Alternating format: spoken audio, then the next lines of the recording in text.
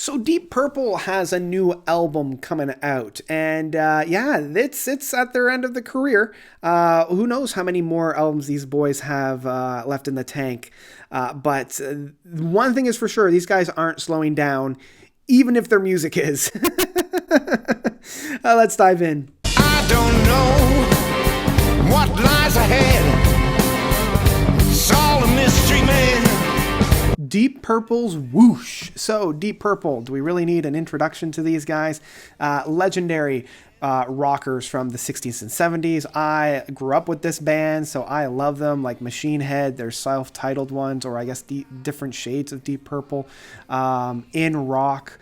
I love their live performances, like live in Tokyo, live over UK, and then live at the Royal Albert Hall with the whole orchestra behind them. Just brilliant. And some of the things that they were doing influenced and inspired a whole generation of musicians. So yeah, they're still kicking. They're still putting out new music. This is their 21st studio album. Holy geez.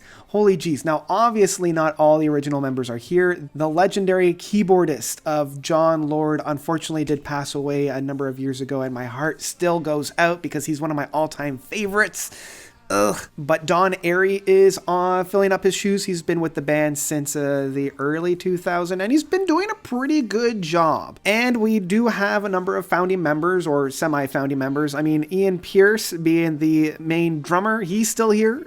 He's been here since the beginning, and he'll be here until he dies. And my favorite vocalist of the band, of Ian Gillan, he's still on here, still providing a brilliant soundscape. And one of the things that I love about Ian is, even though way back in the 70s he had a voice of the angels, like the man could scream, and could he ever scream when it came to music? Loved it.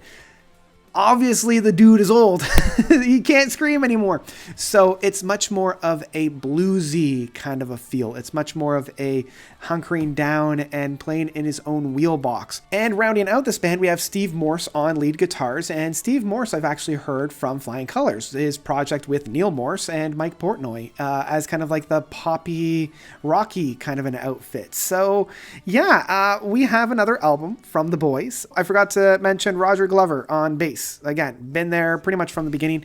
The only one he wasn't on was their first album, but pretty much since then he's been on every other one. And yet we just have another album from them. It's a good album. It's a good album. It's not my favorite. I still think that Now What is probably my favorite of this iteration of the band. It's just kind of fun bluesy rock. It's no longer that hard rock, that psychedelic rock that we had from the 70s. It's much more of a bluesy rock. It reminds me of those really talented rock bands that you would see in bars. And I don't mean that as a disservice to either enterprise here, but that's kind of the feeling that I get. You know, they're very talented. They're kind of near the end of their career. They're just putting out good music. It's not technical. It's not heavy. It's not like, obviously we're not going to get another Perfect Strangers, but it's still a fun album. I like how the album is actually structured, where you have like side A and side B, kind of a throwback to the old school records.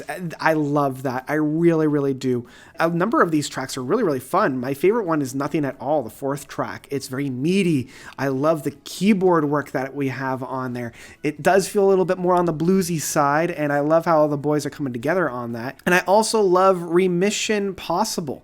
A little play on words of Mission Impossible, a little interlude before we come into Man Alive, the 11th track on there. Yeah, it's a very well constructed album, and I love how things kind of come together as a whole as an album. It's nothing really to write home about. Like, it is one of those, like, it's good, it's one that's very serviceable, but at the end of the day, it's nothing really special outside of just, you know, guys nearing the end of their career really playing some great music.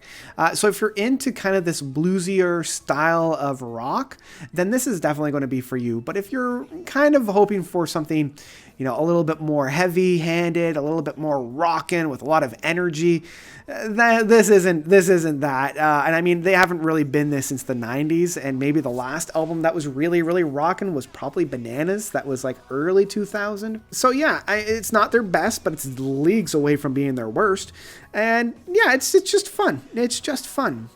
I would check this out. This one's getting, it's one that I would download. Yeah, I mean, this is one that I would have no problem having it in my collection, but probably not enough to like actually own on physical format, but enough to kind of download, as there's enough fun to be found on this. I also love the fact that like the lead cover, like the actual cover of this album, actually has the original typeface of Deep Purple, as well as kind of the snap from the Avengers with Thanos. So that was kind of a fun little, throwback. So yeah, that's kind of my thoughts. What did you guys think of Deep Purple's Whoosh? Did you love it? Did you hate it? Whatever you thought, let me know by commenting down below. Thank you guys so much for watching. As always, you guys are definitely the best. And until next time, notes out. And the summer has